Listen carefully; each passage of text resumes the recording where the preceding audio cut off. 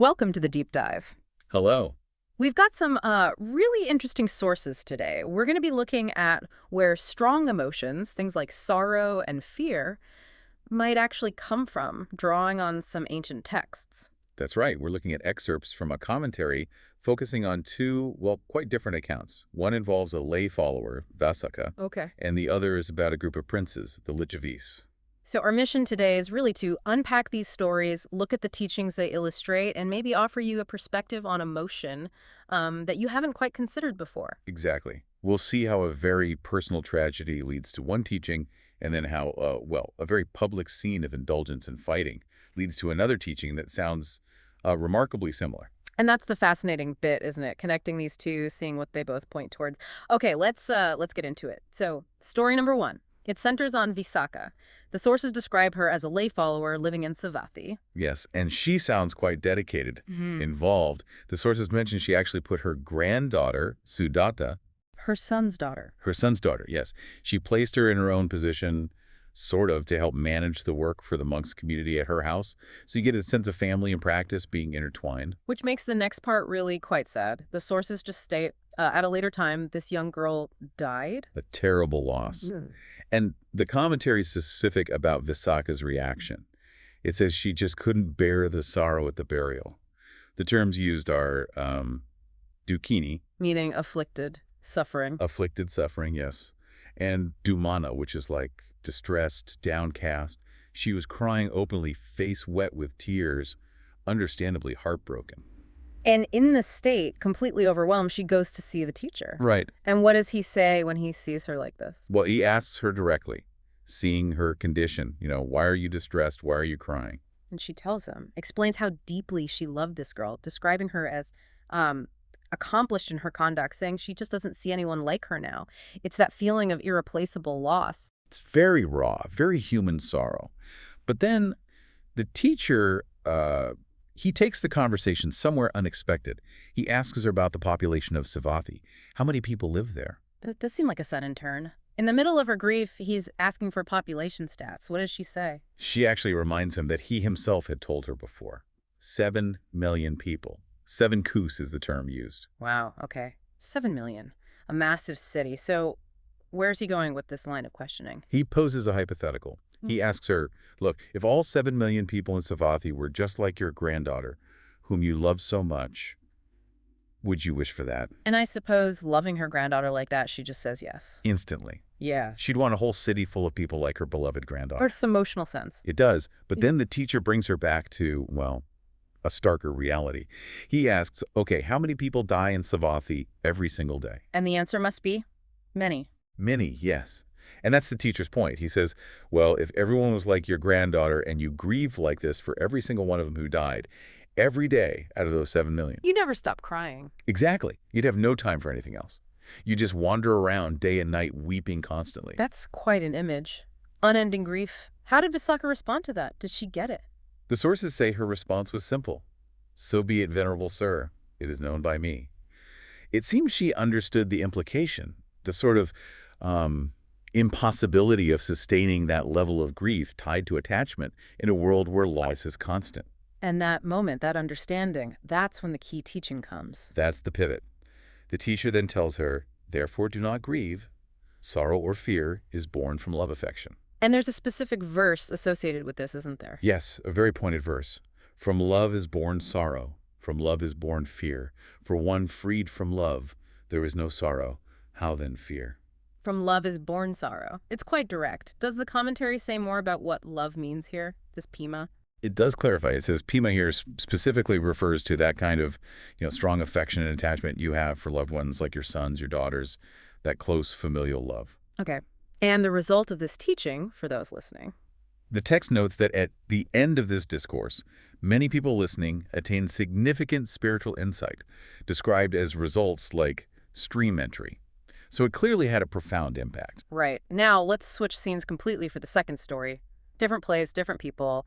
The teacher's near Vesali, staying in this peaked roof hall. And the teaching this time involves the Licchavis. Ah, yes, the Licchavis.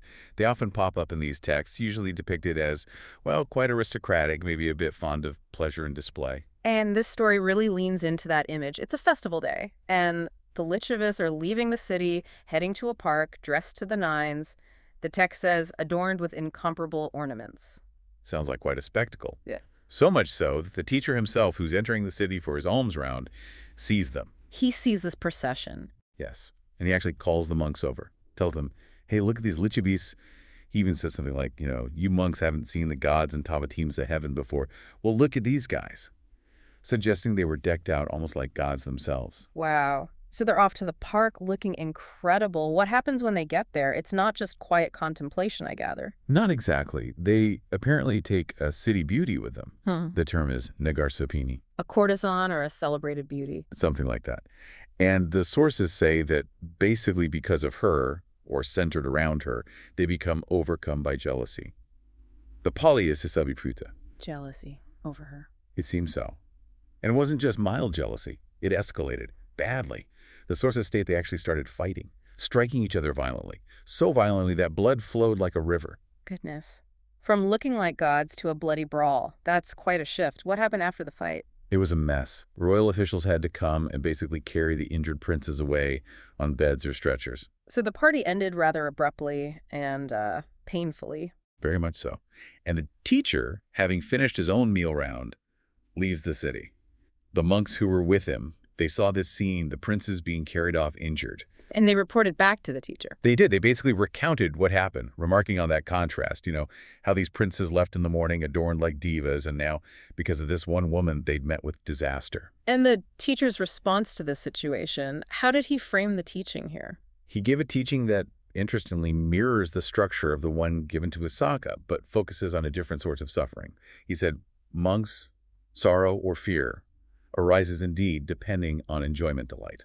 Okay, so not pima, love affection, but rati, enjoyment delight. Is there a parallel verse for this one too? Almost identical in structure. From enjoyment is born sorrow, from enjoyment is born fear. For one freed from enjoyment there is no sorrow, how then fear? So very similar formula. Does the commentary clarify what this enjoyment or rati means? Yes. It specifies that rati here refers to delight in the five sense pleasures, sights, sounds, smells, taste, touch, or being dependent on that kind of sensual enjoyment. So attachment to sensory pleasure, and again, the outcome. Similar to the first story, the sources mention that at the end of this discourse, many also attained results like stream entry, another moment of profound understanding. Okay, let's pause here because this is where, for me, it gets really striking. We've got these two narratives.